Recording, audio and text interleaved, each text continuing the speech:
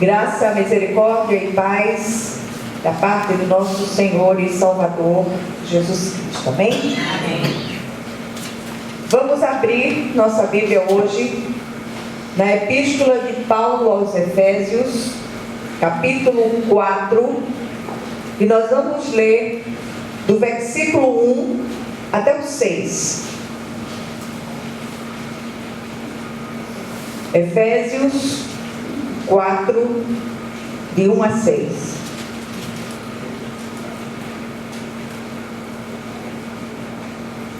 Todos acharam? Amém. Diz assim a palavra do Senhor: Rogo-vos, pois, eu, o prisioneiro do Senhor, que andeis de modo digno da vocação a que fostes chamados, e com toda a humildade e mansidão, com longanimidade, suportando-vos uns aos outros em amor, esforçando-vos diligentemente por preservar a unidade do Espírito no vínculo da paz. Há somente um corpo e um Espírito, como também fostes chamados numa só esperança de vossa vocação. Há um só Senhor, uma só fé, um só batismo, um só Deus e Pai de todos, o qual é sobre todos, age por meio de todos e está em todos. Amém? Amém. Vamos orar. Senhor, nosso Deus e nosso Pai, vem falar ao nosso coração, vem ministrar ao nosso espírito, Senhor, a Tua palavra, essa palavra de vida, essa palavra que vai trazendo transformação às nossas vidas.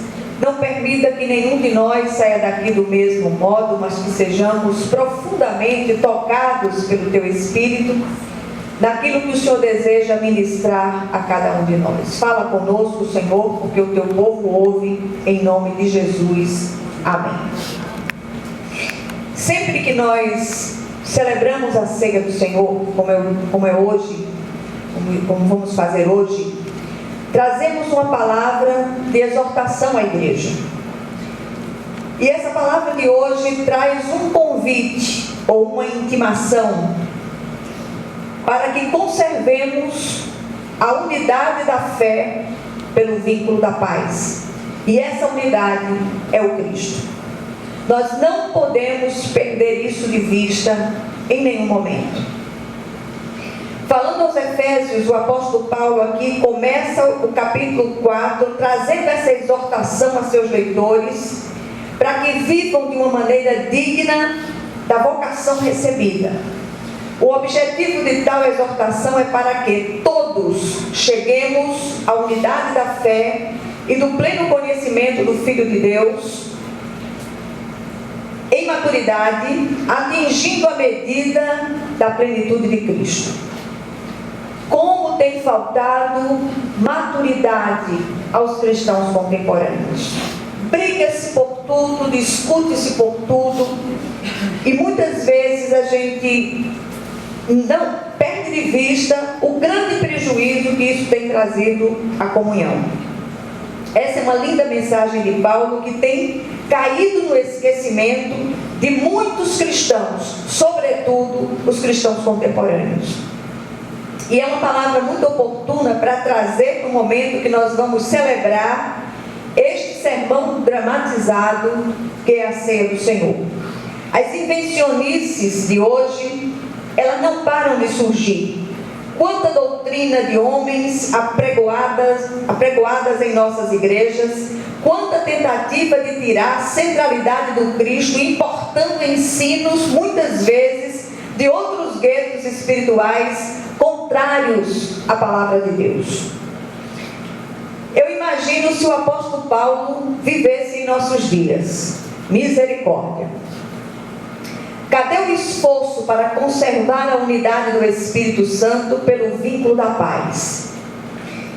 Ao orar pelos romanos, ele pede ao Senhor que conceda aos seus leitores espírito de unidade, segundo Cristo, para que possam assim glorificar o Senhor. Diz o apóstolo: o Deus que concede perseverança e ânimo, dê-lhes um espírito de unidade, segundo Cristo Jesus, para que com um só coração uma só boca, vocês glorifiquem ao Deus e Pai de nosso Senhor Jesus Cristo. A pergunta é: temos glorificado nosso Senhor no nosso falar, no nosso agir, no nosso sentir, no nosso pensar, no nosso trabalhar, no nosso negociar, no nosso relacionar-se lá fora?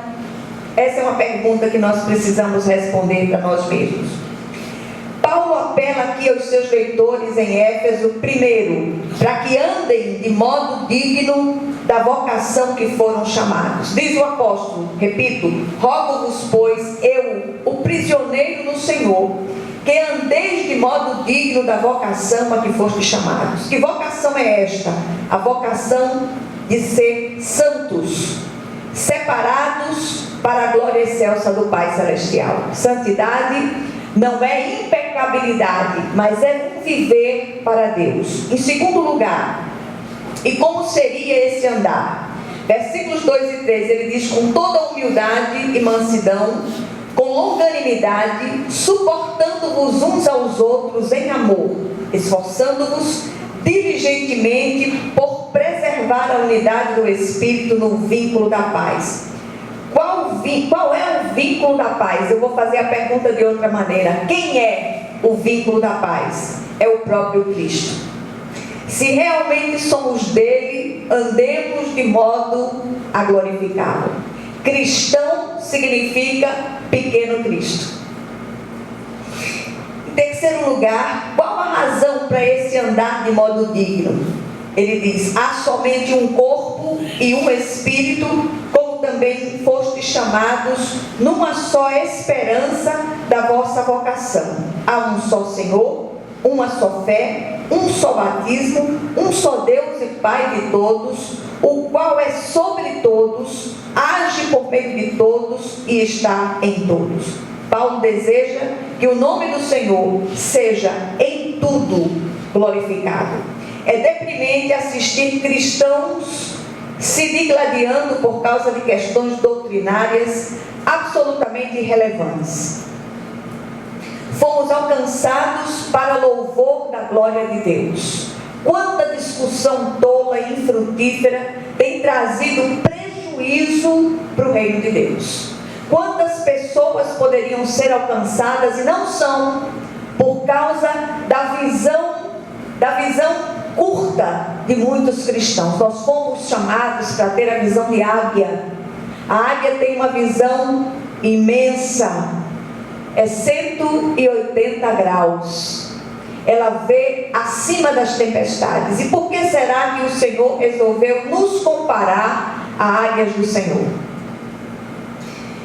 Eu vou usar um exemplo. Tem uma ave que, para olhar para frente, ela precisa olhar de lado. São as galinhas. Desculpa aí, tá? Então a gente é chamado para ter visão de águia, não visão de galinha. E a gente tem que olhar para o autor e consumador da nossa fé, clamando a Ele para que sejamos instrumentos vivos para que Sua palavra chegue aos confins da terra. Nós começamos a partir de onde estamos, na nossa casa, nossa parentela, nossa vizinhança, nosso ambiente de trabalho, sobretudo com o nosso testemunho. Olha que responsabilidade. Então, que nós possamos pensar sobre isso. E aí, inevitavelmente, nós somos levados a algumas reflexões a partir desse assunto. Primeiro, como glorificar ao Cristo se o propósito de muitos tem sido a autoglorificação? Olha que coisa séria. Isso mesmo, o desejo de alardear a própria presunção é tanto que se tem passado por cima de princípios inegociáveis da palavra de Deus, como a comunhão entre os irmãos, por exemplo. Tem lugares que não toma a ceia com cristãos de outra denominação. Olha que coisa séria. E aí a gente para pensar sobre isso. As guerras entre irmãos não cessam. E a esse respeito diz Tiago em sua epístola: de onde vêm as guerras e contendas que há entre vocês?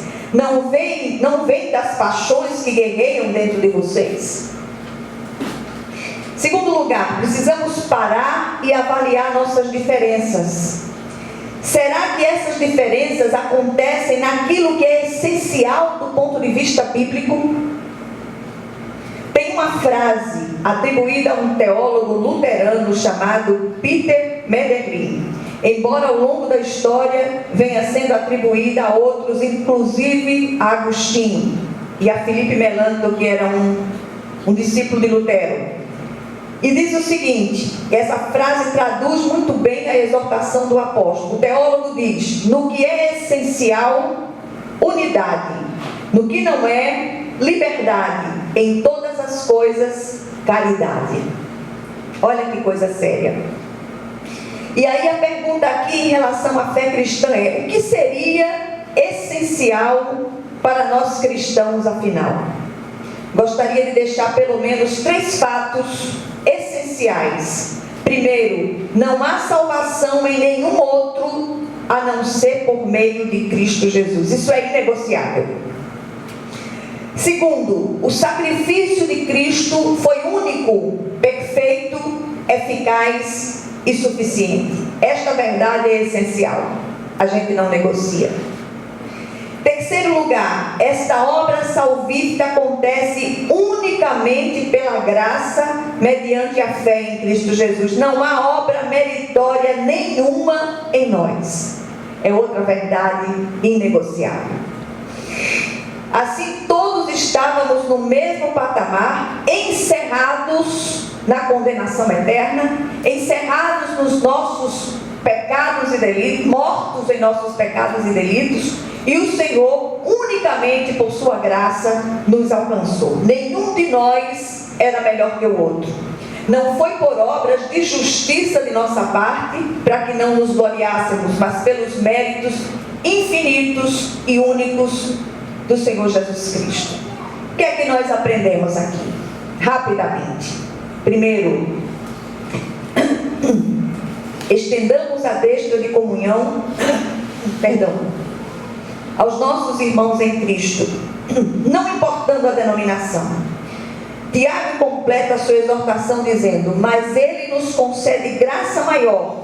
Por isso diz a Escritura: Deus se opõe aos orgulhosos, mas concede graça aos humildes. Portanto, submetam-se a Deus, resistam ao diabo e ele fugirá de vocês. Aproximem-se de Deus e ele se aproximará de vocês. Pecadores, limpem as mãos, e vocês que têm a mente dividida, purifiquem o coração. Segundo lugar, paremos de nos desentender como irmãos e usemos da liberdade em relação ao que não é efetivamente essencial, e da caridade em relação a todas as coisas. Tem faltado caridade, não a caridade de doar coisas, mas a caridade de nos doar a nós mesmos. Até mesmo com aqueles que seguem outros caminhos espirituais, sejamos benignos e compassivos. Não é por força ou violência que levaremos a mensagem da cruz. Nós não somos convertedores, somos tão somente semeadores. Mais uma vez, ouçamos Tiago em sua lucidez. Ele diz: meus amados irmãos, também tenham isto em mente: sejam todos prontos para ouvir, tardios para falar e tardios para se irar, pois a ira do homem não produz a justiça de Deus. E por último, façamos isto por meio do vínculo da paz, que é o próprio Cristo. Que o Senhor, Ele aplique essa porção da palavra aos seus corações, em nome de Jesus. Amém? Glória a Deus. Eu queria que a igreja estivesse